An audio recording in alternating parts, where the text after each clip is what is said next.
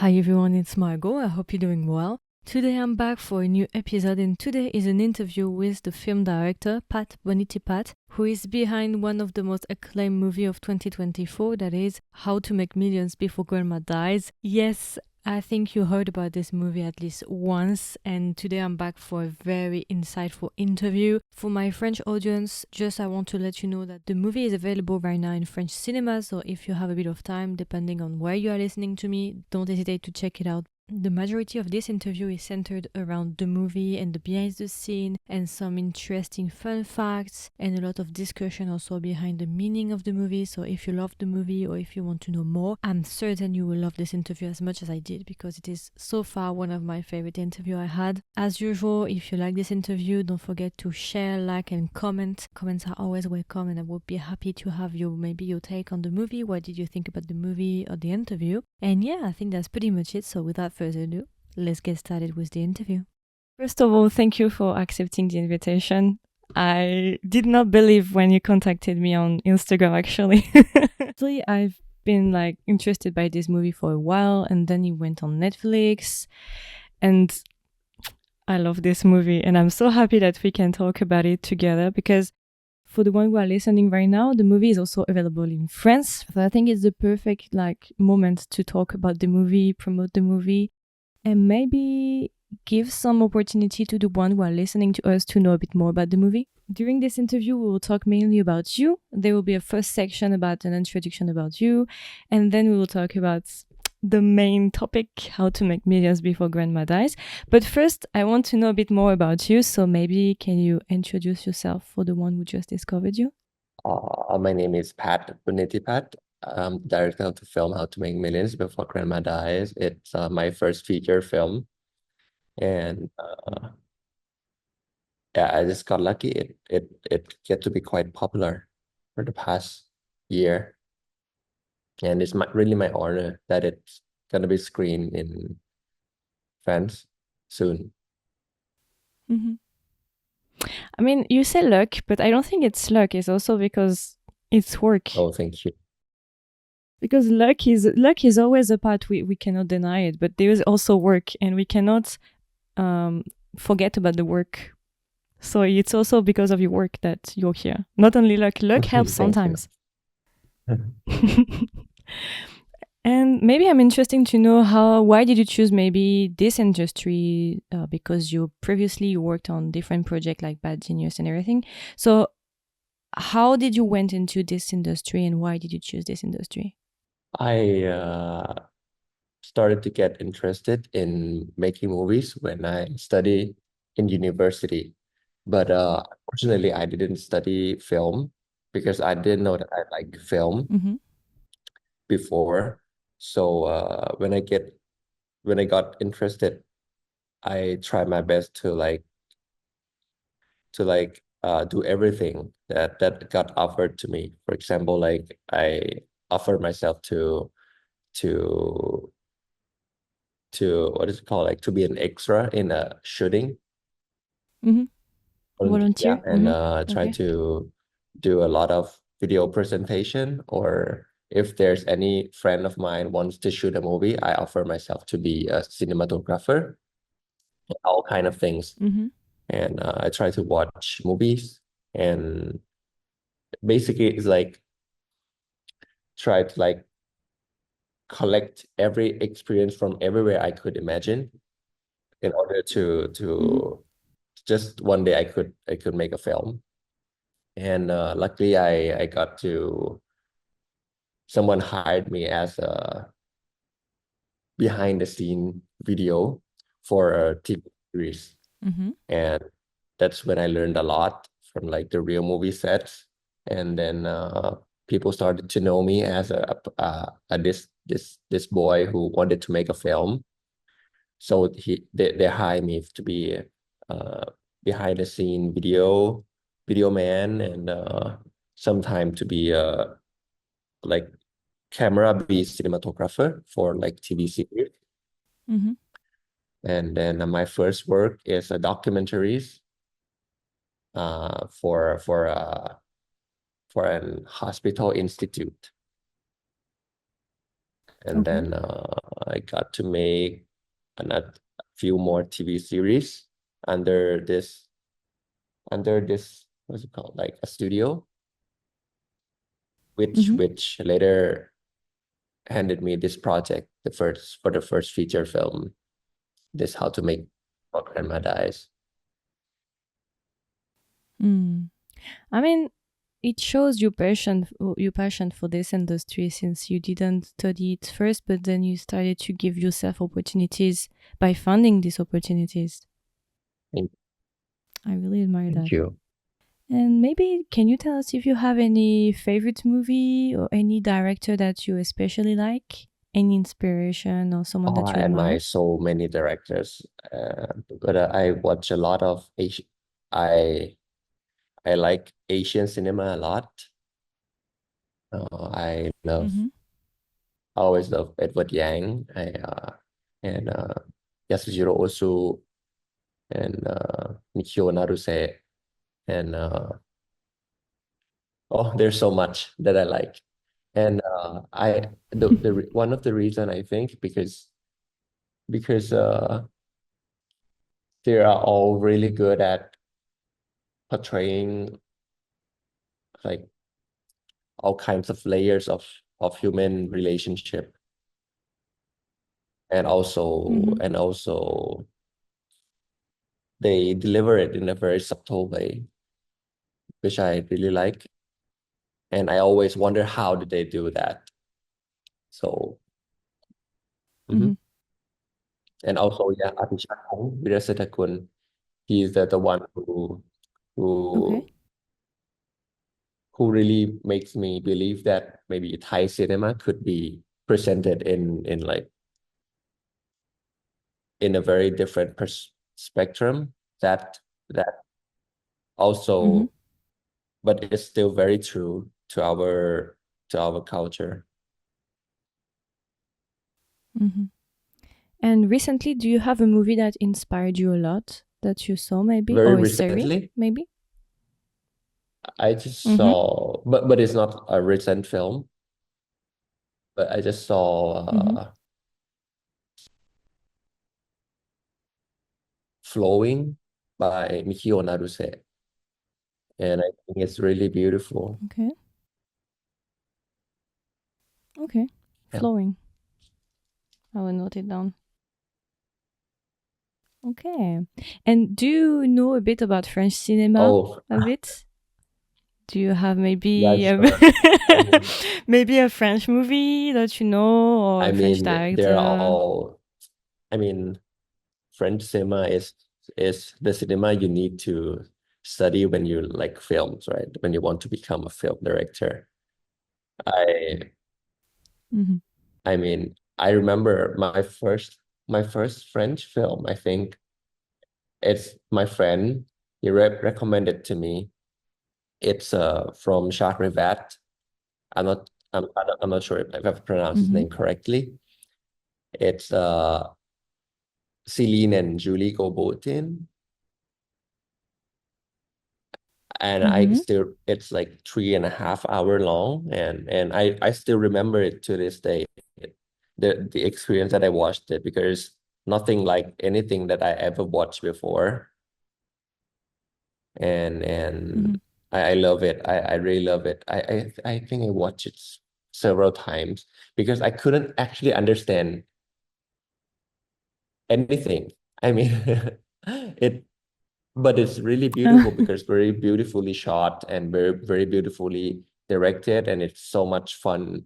I mean, you can see the the liveliness of the crew and the director himself and the way he approached the film. Yeah, and that Mm-hmm. totally opened up the door for from for French cinema for me. Mm-hmm.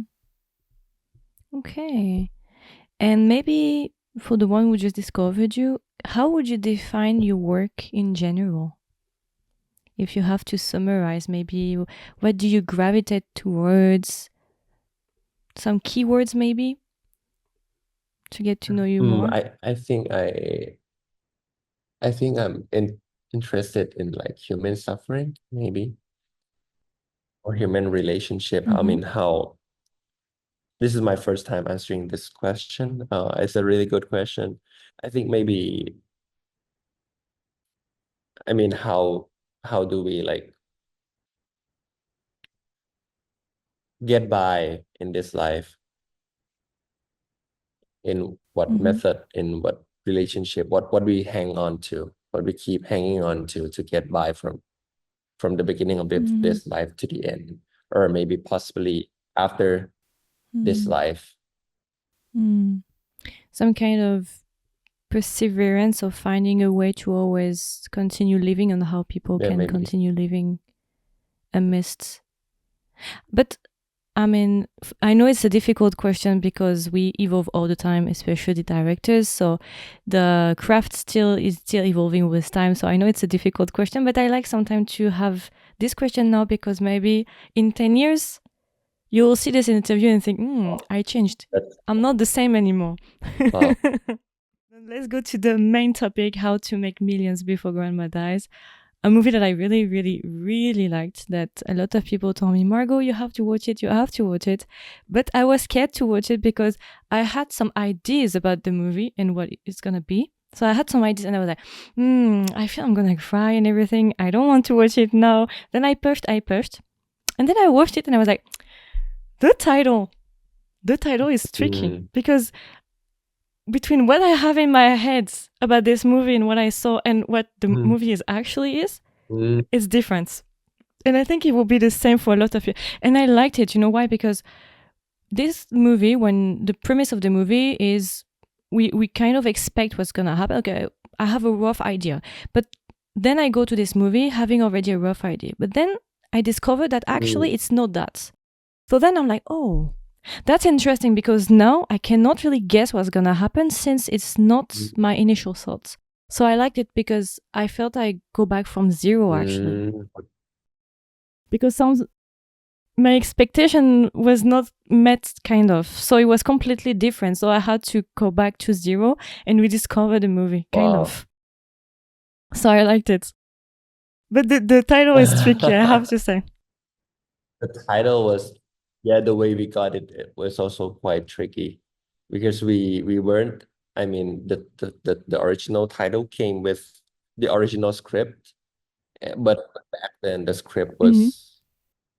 back then the script somehow suited the title. It's kind of like comedy, Mm-hmm. light-hearted, and with a little bit like uh tear-jerking elements.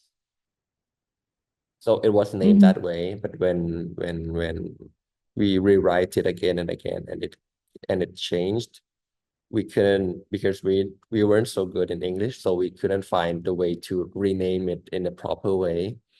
So we kept it that way Mm-hmm. with the English title, and we just tried to name the Thai title instead, which the Thai title actually named Lan Ma. It's actually just the grandson of a grandmother. That's a Thai Mm-hmm. title. Okay. And then I tried to name it in English as like Lan Ma, LAHNMAH. But by that Mm-hmm. time we sold this movie to WME, our distributor.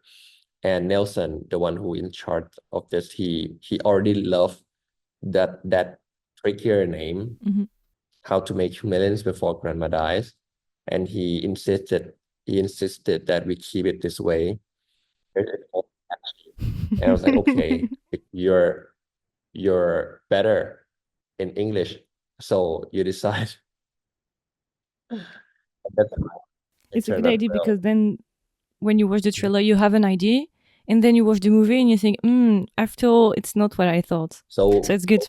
what was the preconcept that you have in mind with this movie, with this poster? For me, I just thought it would be a story between a grandson who is, for me, my first idea was not, because when we discovered the movie, I don't want to spoil, but maybe I will cut it, but we discovered that M is not very close to his grandmother. There's all this story with his friend who got the money for the grandpa and he wants to reproduce a bit the same stuff. And it's something that it's completely the opposite of what I was expecting. And even in general, it's not a character, the type of moral that is treated in this movie, the question around it, and the moral compass of the character is not something that we have most of the time, or at least not with this premise. So I was surprised because I thought it would be just a normal story with a grandson taking care of his grandmother, but not with this element behind why is he taking care of the grandmother. At first, we know, but then progressively we start to see that the lines start to become a bit blurry.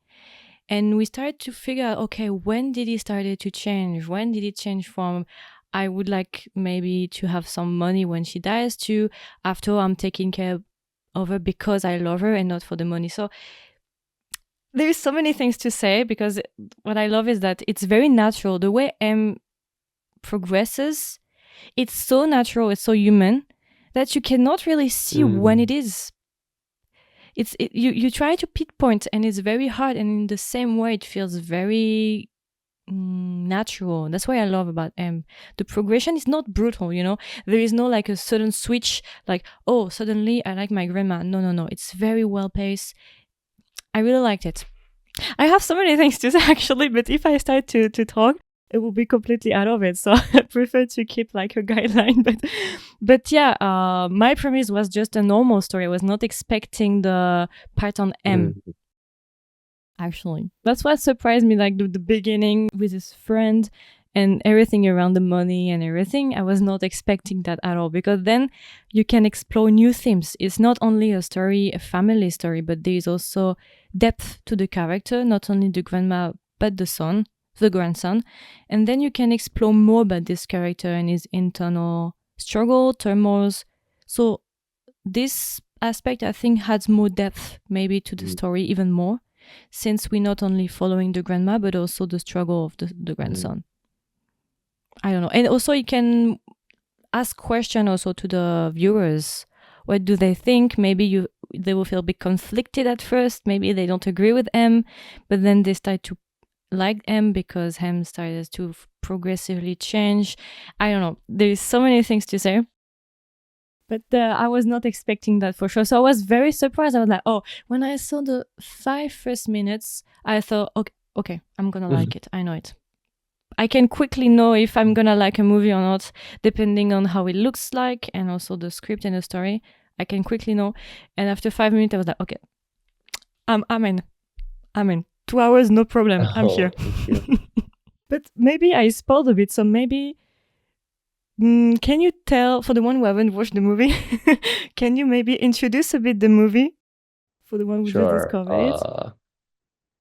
I would call it practically just a movie about a grandson who wanted to get an inheritance from his grandmother who is dying, and along the way he get to learn more about his own family. Actually, I made an episode about the movie. It will be in French.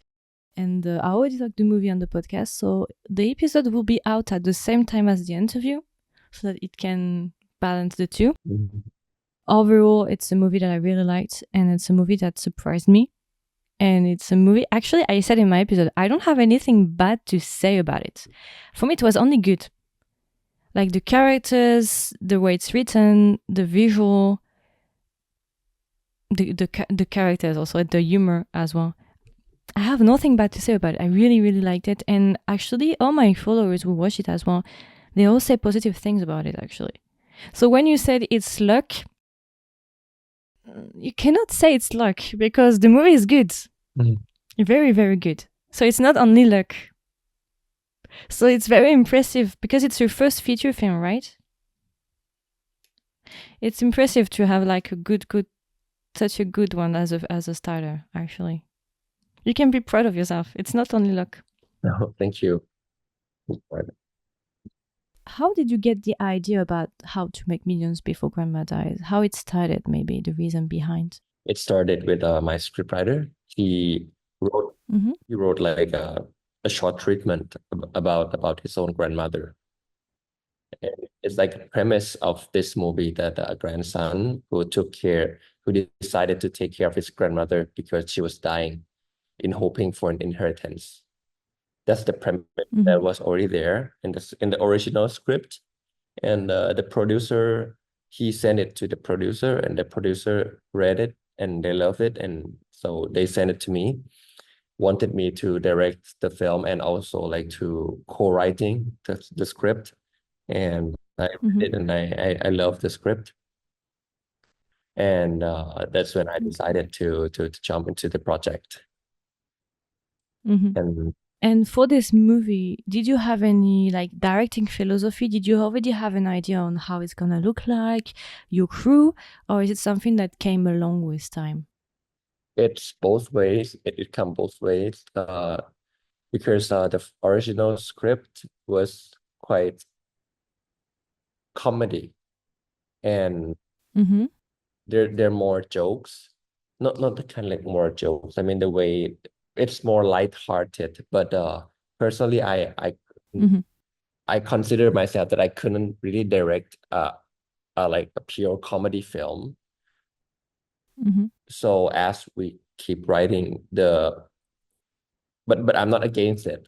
But as I keep writing, the approach gradually changes, and it became what you saw today. And I think it came naturally because it really based on what I was interested in and the relationship Mm-hmm. that I have with my own family. And in a way, I see it in Okay. real life it's like a part of it is like lighthearted, but a part of it is like more heavy. And Yes. and the way Yes. Yes.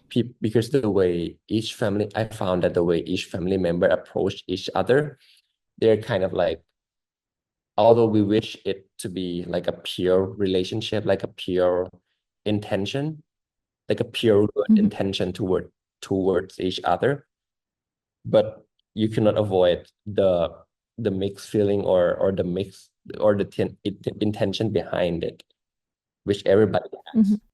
And I think that's how kind of like Mm-hmm. beautiful if you could like portray both ways, both sides of it.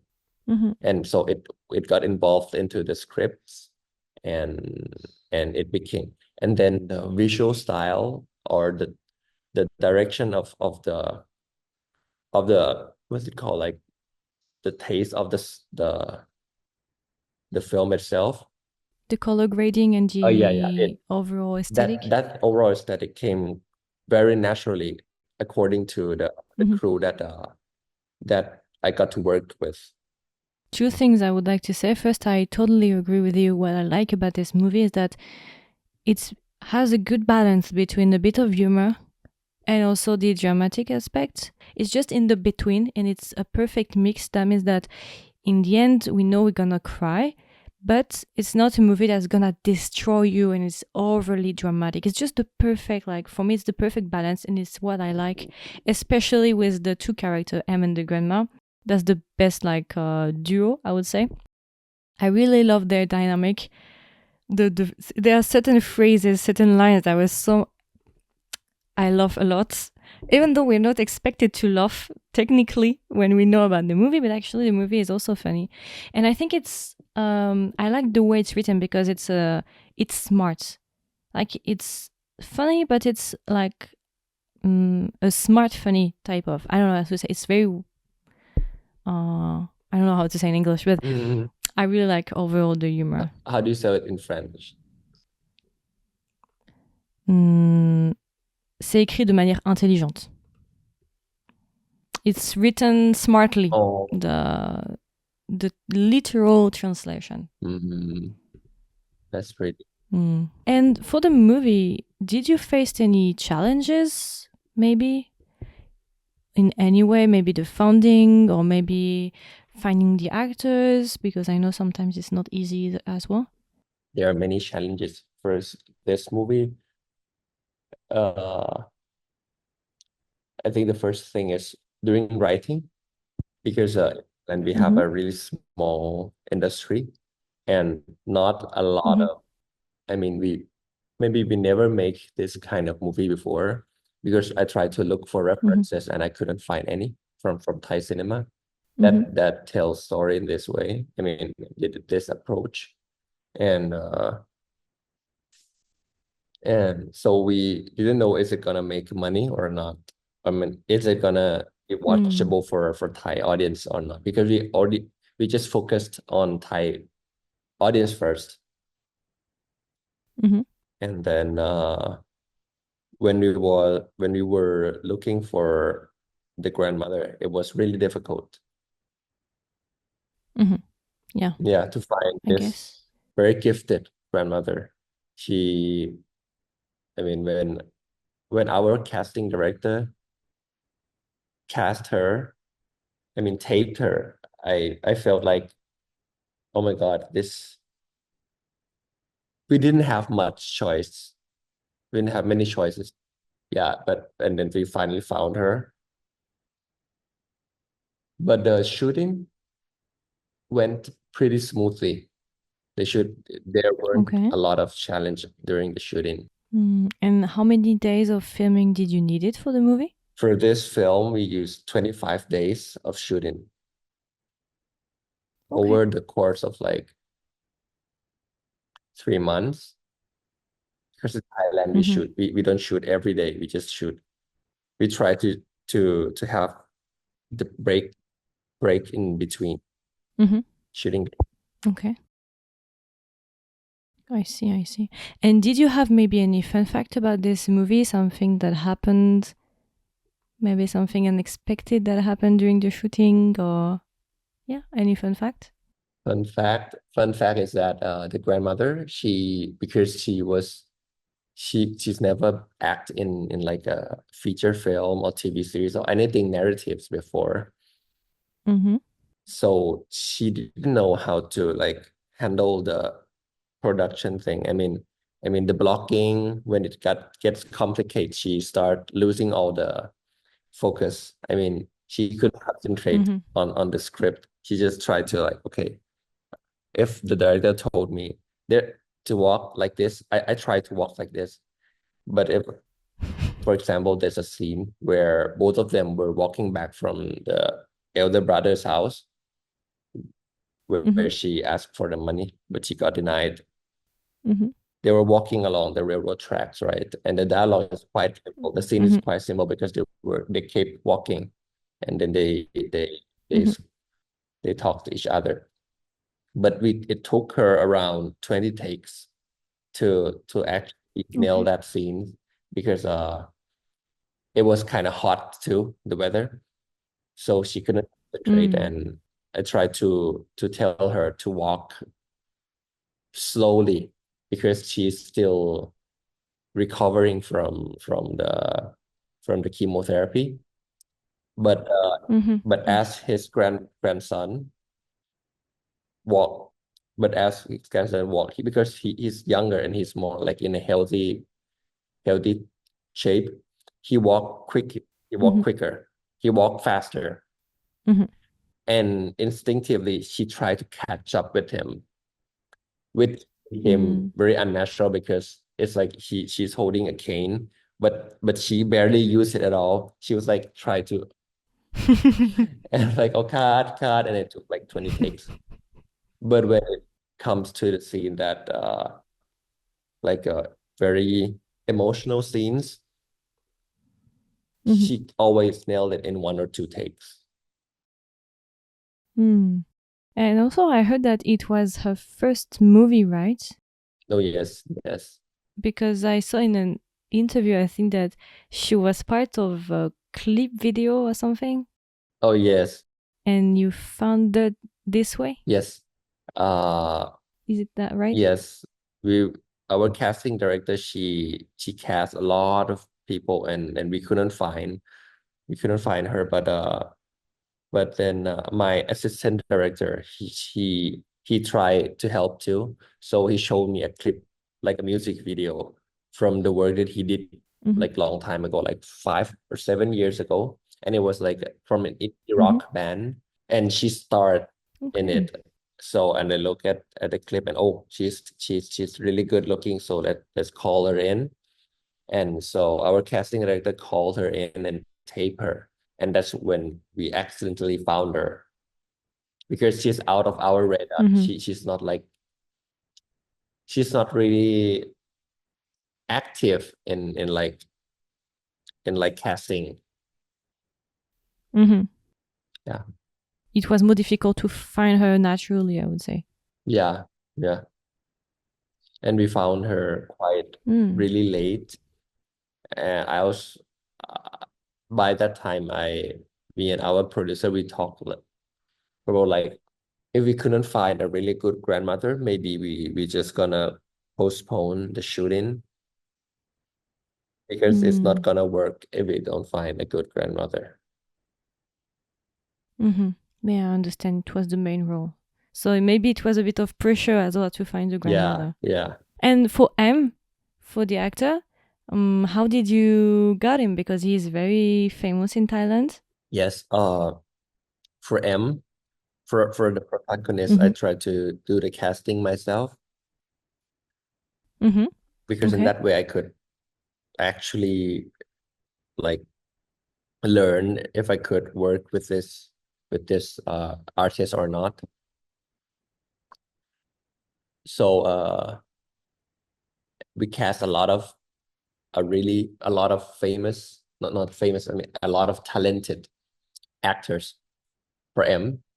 And Mm-hmm. then but then Mm-hmm. he came in and he was really enthusiastic, and but because he was very famous also, he did a lot of things in a lot of line of work in various line where he Mm-hmm. sings too, he Yeah. sings too, and he also Mm-hmm. does a lot of commercial presenter, and he hasn't done Mm-hmm. any acting in last 2 years. So he was Mm-hmm. really nervous, and he couldn't perform really Mm-hmm. well. But he asked me to like give him another like what's it called, like he wanted to come in again voluntary, but he wanted to Oh, to okay. go back to do more acting. You wanted to Yeah, train, train, yeah, prepare again acting training. before coming Yeah. back? And I got hooked by his Mm. enthusiasm. So and he Mm. came in again, and he improved so much. He became much more relaxed. So yeah, and he really suited the character because he's the kind of person you could I wouldn't want to judge him for what he did. I mean, he Mm. kind of like give off the sense of this. I wouldn't say innocent, but he's not Mm-hmm. evil. He's not evil intended. Yeah, I see what you mean. Mm. I see what you mean. Yeah, so we were talking about M and the fact that he went on different workshop to prepare himself before coming back to ask for another not chance, but coming back again to do the casting.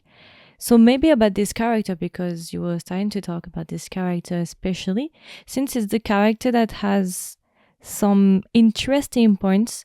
Maybe how did you approach this character? For this character, how did you approach the fact that he has some more compass and this idea, and how did you balance, because you said that it's a character that you won't necessarily judge even though what he did is not the best. So how did you balance this fine line? That's a really good question. Actually, I don't know. I don't know, does it sounds I mean right or not, but actually one thing I learned from doing this movie is that when people do Mm-hmm. according to their own instinct, everything just balance naturally. When they Mm. don't plan that, oh, I won't do this, I'm anxious about this, I try to like not step in this area, I try to not do this. when they're free and they just believe in whatever they are doing, things became balanced. It become more natural because we can believe it actually. Yeah, so we can think, I would have done maybe the same. I don't know. I see what you mean. and also, so for example, with M case, actually what we did a lot of, I mean, the thing that we worked together a lot before we went on the shooting is only that we tried to do a lot of workshop, but in that workshop we just play games. I mean, we just try to make him become aware of himself, his body, aware of his body, instead of aware of what he's gonna do on set. And try to make him get used to that sensory. And then when he went on set, hopefully he could just be there, like in that particular moment. And every take he could deliver, and in that way, in every take he could deliver it, like in. I understand what you mean. You understand what I mean? Yeah, I think you mean that you wanted the actor to be the character and not to be an actor who plays the character. You wanted him to be in his character as natural as possible in the present, Yes, and exactly. not as an actor. Oh, this time I have to be sad, so I will be Exactly. sad. Yeah, yes, okay. This is something I really, really care about when I watch a movie or a drama, because sometimes in projects, you will feel that the actor plays the emotion not because he's feeling the emotion, but because his character is supposed to feel the emotion. So I can feel the difference. Yes, I understand. Exactly. It's just this, and then when you have your actors, I mean, the script has to be balanced.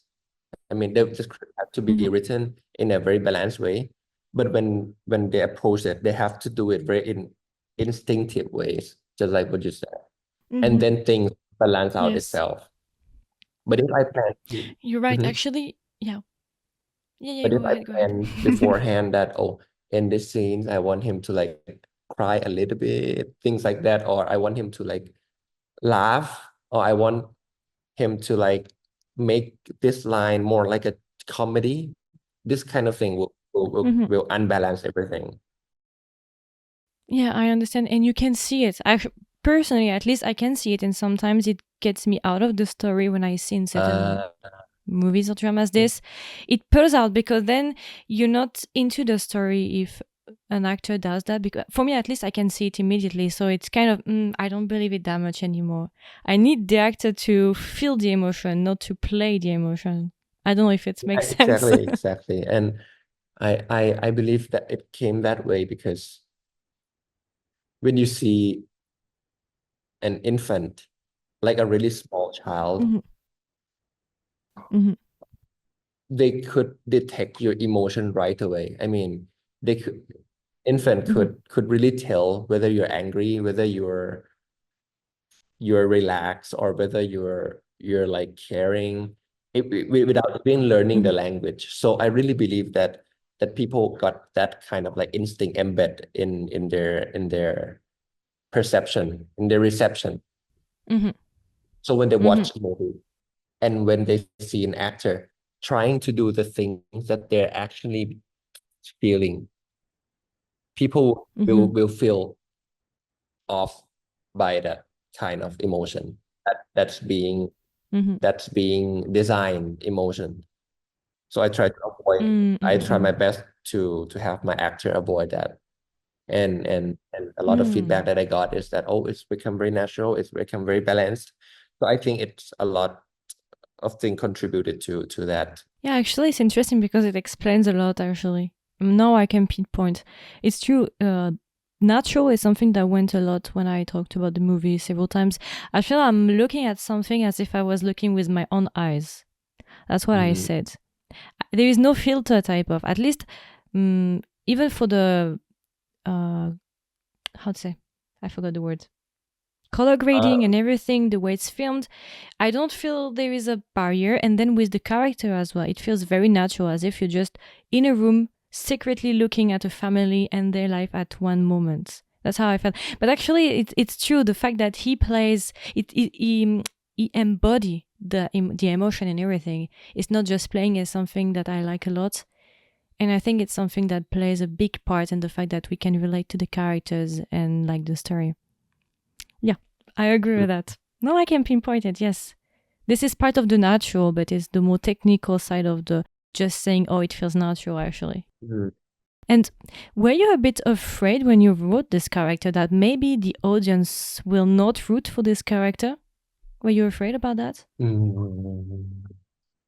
I was not really, because I think a lot of people must be able to relate to him, in the sense that we all, deep down, we all wanting something from our parents or grandparents. I mean, and we don't consider our own intention, but it's just like kind of like, because the way that I got raised, or a lot of people got raised, they just a lot of things were given to them without asking.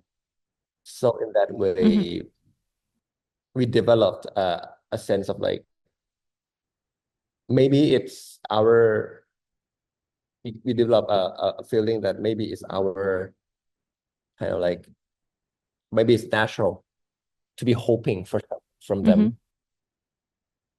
And yeah. And maybe about the character, is there a character that maybe was completely different from the beginning of your writing and the final product of the movie? Is there a character that changed drastically, maybe? Not really, but few of my crew, when they read the script, they had another kind of acting in mind. They have another kind of like preconcept of like, okay, because all of my crew, they are very professional. That does a lot of TV series, a lot of like, not TV, like a lot of films. So a lot of acting. And when they read my script, they have like their picture in mind when we went on the shooting. Actually, and I was very nervous as it was my first feature film, and I trust this crew, so I asked a lot of them, like, how do you feel about the acting of this guy, about the acting of this woman?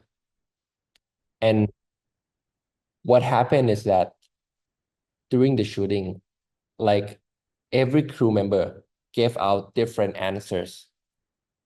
Some said it's too vague. Some said, I like it, it's really natural. And some said, but a lot of persons said that the acting is too subtle. And I became really curious about that. But when it came out, they really embraced it. They saw the whole picture. And I think that was what really different from the script, that a lot of people expected it to be.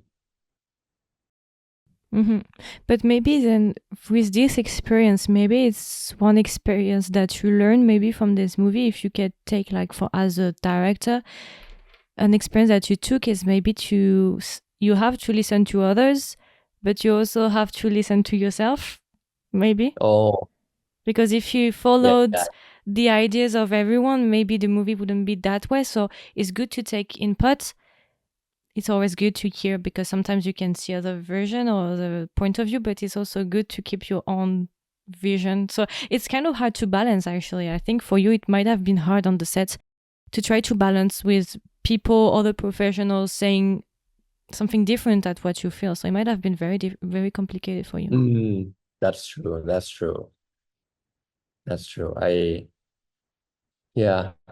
And the thing that I held on very tightly to, is try not to make anything on the screen looks pretentious. Does it make any sense?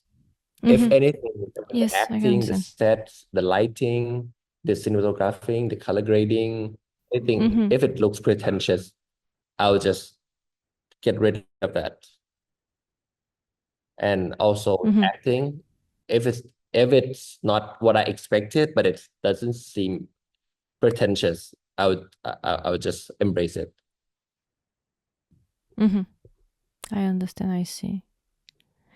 And maybe for the acting part we were talking about previously, maybe did the actor improvise a scene in particular that we see in the movie? Either a scene that was not supposed to be this way, but maybe an actor improvised?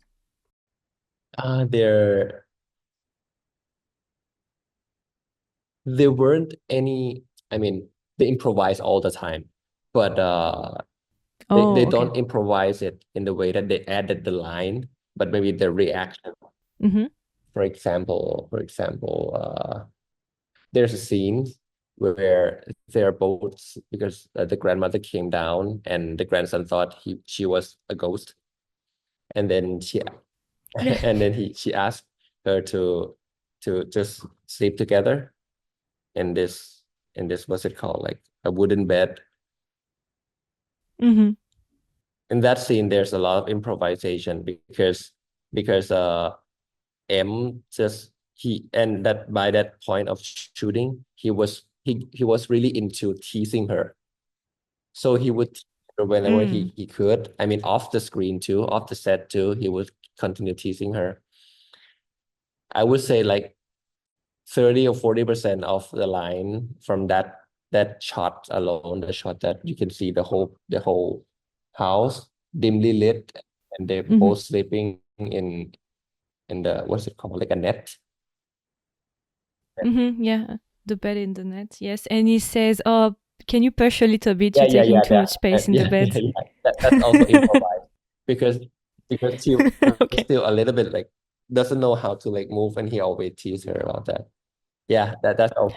Actually, it felt very natural. I remember the scene and I was like, it feels very natural. I like this one. Oh yeah, yeah, that's Yeah. improvised. Yeah, there are a lot of reaction that makes some there are lots. It's very natural.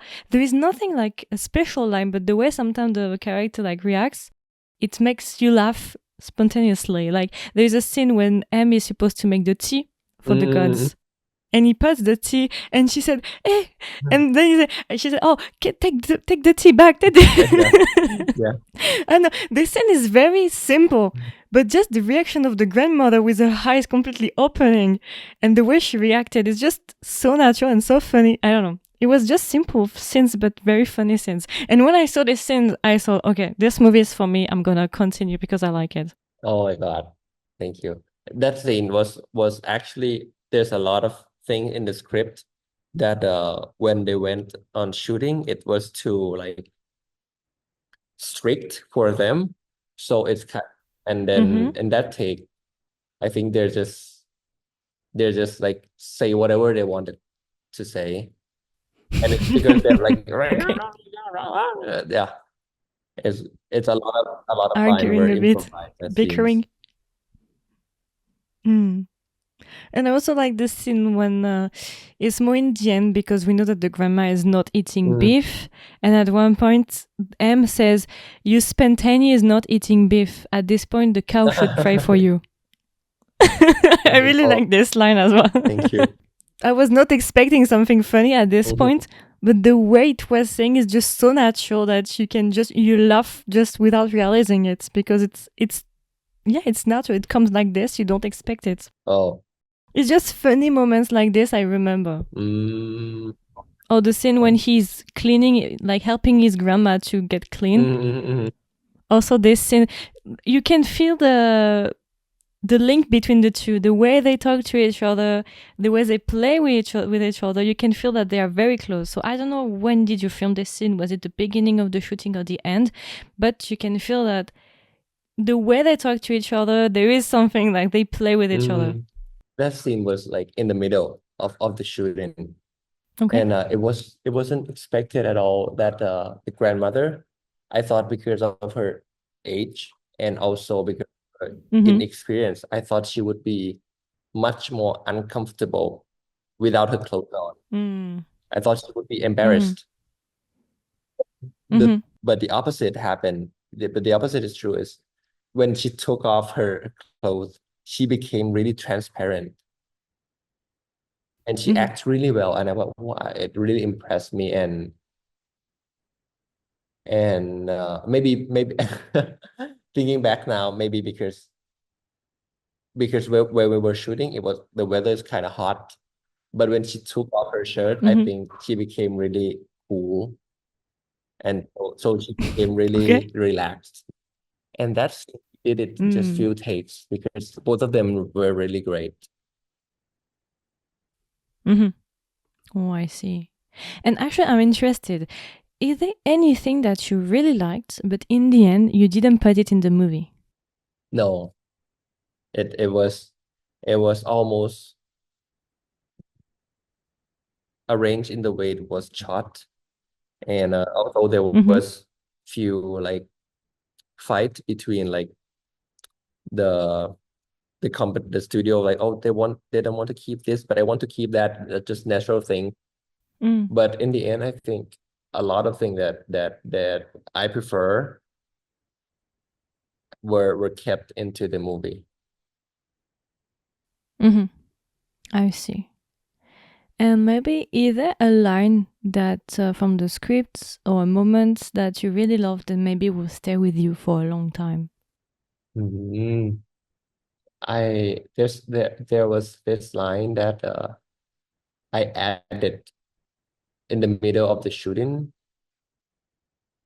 It's a line that grandmother said, "I'll come back to haunt you if you throw the flower carelessly." Mm-hmm. And I really love that, and I think it would stay with me. Mm.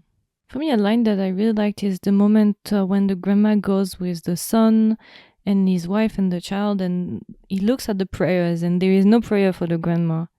And Hem says, "Yeah, but you're also part of his family, of the family, and they are not putting you in the wish," because she said, "Oh, but he has a family himself, so he has to think about the family." So maybe I don't know, because it's very difficult to know when Hem starts to truly prioritize his grandma over the money, but maybe here we can start to feel that he feels annoyed.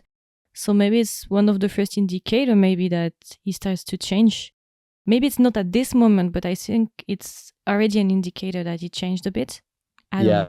Yeah. Oh, you're really good. Yes, yes. It was this scene was marked. I mean, me and my scriptwriter, we marked this scene as like the beginning of the point where everything started to emerge inside him. Mm-hmm. I think I took it from my own emotion when with my own grandmother. There will be a lot of Mm-hmm. time. I mean, there will be times when people try to like ask her for money or try to like, what is it called? Try to like take advantage of her. And Mm-hmm. then I became really angry. But Mm-hmm. when I'm not, I became really angry about that person and also to her because I have no idea what to do. And looking back Mm-hmm. to that emotion now, I think maybe it's because it's the first emotion that you developed when you start to care for somebody. Mm-hmm. But also you can feel it because when M goes to the sun and they prepared everything, you can feel that he starts to feel uncomfortable. And as a viewer, you start also to feel uncomfortable about the son Mm, and the wife and oh, there is the bed, everything you can stay. M feels uncomfortable, but you feel also uncomfortable. mm, So you start to feel like M actually. mm, But even if M has some more compass that is a bit gray, it's true you never fully see it as a bad guy. He's not a bad guy actually.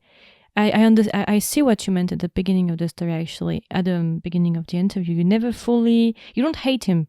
You just look at him and say, okay, what is his, why is he doing that? And let's see if it changed. Because from the beginning, he says at one point when he's in the hotel, he's talking with his friend and he says, yeah, but I feel it's not right. mm, So from the beginning, you can see that he's always hesitating, even though he wants to do that, he will not go through this line. mm, So I think he's pretty much like everyone. We all have like some gray area, mm, but that doesn't mean that fully bad or fully good, you're just in the middle. mm. So yeah, but I like the scene when we start to feel uncomfortable as well as M as well, because then you start to see a bit more about M, and you start to see that M start to change, because the movie is about the grandma, but mainly I think maybe the movie is also about him and his self-discovery and the way it will progressively change, because in the beginning he's not focusing on the most important thing. He's focusing on money, and he has his own goal, but the more you follow this character, the more he realizes what is truly important. Actually, he realizes the true importance about his grandma and how valuable her life is, because even if he gets the money in the end, it will not replace her, because they created a link for these 2 hours. So in the end, even if he has the money, he's not happy. Mm. And he used the money in the end for her and everything. So it's a movie that makes you think as well. And I think you think about what truly matters, because sometimes we go after money and everything because we have work, we have our own ambition, and it's very easy maybe to get lost in that. But this movie also reminds you, with the character of M, what is truly important. Money, okay, is important, but also the people around you, you cannot replace them with money. I don't know. This is just how I felt with the movie. It's nice. It's really nice. I don't know if it was intended for you this way. Yeah, I mean, that's true too. I mean, what you put it really beautifully. I really enjoy. I mean, I always enjoy how people, I mean, especially the one who likes the movie, interpret it in their own way. Yeah. Mm-hmm. Yeah, I think that's why I like the most about this movie. The evolution of M, I think, is one, and his link, of course, with the grandma, and the dynamic between the two is just amazing. And that's why I like this movie, because it's not too sad. In the end, you will cry, but it's not a movie that will completely destroy you for like a week. You will cry, you will be at the end of your life. It's a movie that even when the grandma dies, she dies, but it's not in big screams and everything. She dies just peacefully, and we don't forget about her, but it's just, it passes, and it's not overly dramatic. But the scene when M's knock at the coffin and he starts to cry, I think this scene is very beautiful, because this is finally the time that he truly shows how much he loves her, because he showed it before, but he never fully cried in the end.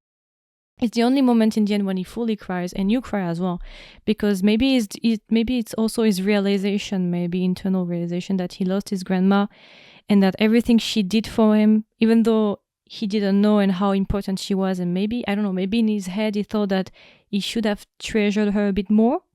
I don't know, maybe it was that in his head. I don't know, but in the end he tries to repay in a way by giving back the money for her, for the place for her.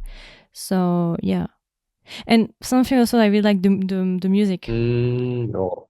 The music, but it's good because the music is not, you don't overuse the music. It's just at certain moments, and it's perfect, because I don't like sometimes, in movies, or when they use music like sad music, and oh, you are supposed to cry, it's a sad music. I don't like that. I prefer when the music is very subtle and it's just here to accompany the scene and help the scene maybe. And there is one that I listen a lot, is the closing one. I think it's the one when they are in the car. I think I love this one. I truly love this one. You mean the one towards the end of the movie, right? When they bring up. Yes, yes. I really like this one. Well, so how did you approach maybe music? I'm curious about that. What was your requirement for the music? Did you have any, or? I was really lucky to be working with this composer. He really liked the script, and also he was really, what is it called? He's really good composer, but he has no ego at all. He has nothing that I mean, he's willing to listen to even the editor. I also got a really, really good editor, and he also has his own idea for the music. I have my own idea for the music. The producer have their own idea for the music. Editor has, and the composer, he also has his own idea, of course.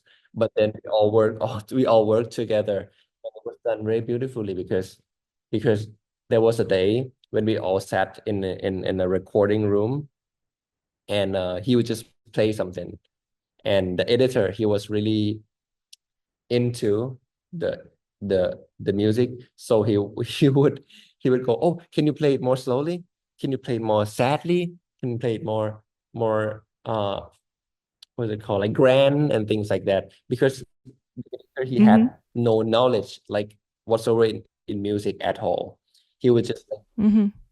say the random things that he wanted to hear, but then the composer, he just kept playing, and when he plays something and we all hear it, and three of us said, oh, this is so good, and then I'll just record. I have my phone, and I'll just record that, and then because and Mm-hmm. or else he would forget it. He said he would forget it, so I record it, and Oh. then he would just Mm-hmm. look into the clip, and he as he rewrite it again back home, Mm-hmm. and that became like the Mm. kind of like the genesis of the way we work with him with the music.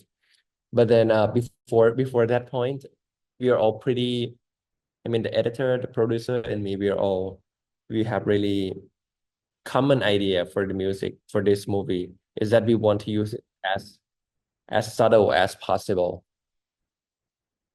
Mm-hmm. So we all, Mm. Yeah, and I you think it's know. good. Mm, In a way, it's good, and I think it leave a big impact on the ending mm, also. It makes the ending more impactful, I feel. And I really, really like the music. But maybe just one thing. Since you worked on TV series and now you work on movie, for you, what was the most challenging part or more difficult part for you? Because it's two medium, it's not the same medium. So I'm interested about it. Did you learn any lesson from it? Maybe a new lesson? oh yeah, they're completely different things for me, TV series Mm-hmm. and the film. Personally, I always love films. TV series wasn't Mm-hmm. such my things, but I have to do it because then I could prove myself and somehow like get my skills in doing movie pictures. Mm-hmm. Get Yeah, get experience. Mm-hmm. experience. But I'm quite sure that I'll stick to films. Maybe you can go to your future projects. Are you do you have any projects that you are working on or thinking of working on? I'm I'm writing something, but it's still in Mm. quite a really early stage, Mm-hmm. and but and Okay. to yeah, but I'm writing something. So it will be a Yes, it'll movie. be a movie. Okay, good. Good, good, good. And is there any type of story or genre maybe you would like to explore? Yeah, I would. I'm still really interested in human Yeah. relationship. The common theme, Yes, yes. yes. Mm-hmm. But do you want to explore it maybe through a romance, through a thriller, or a melodrama? Or is there a genre you would like to, or horror maybe? I don't know. Mm, Some genre that excites you, maybe something that you wish you could do, even though it's difficult. actually, I want to do every kind of genre, but Okay. it depends on the story.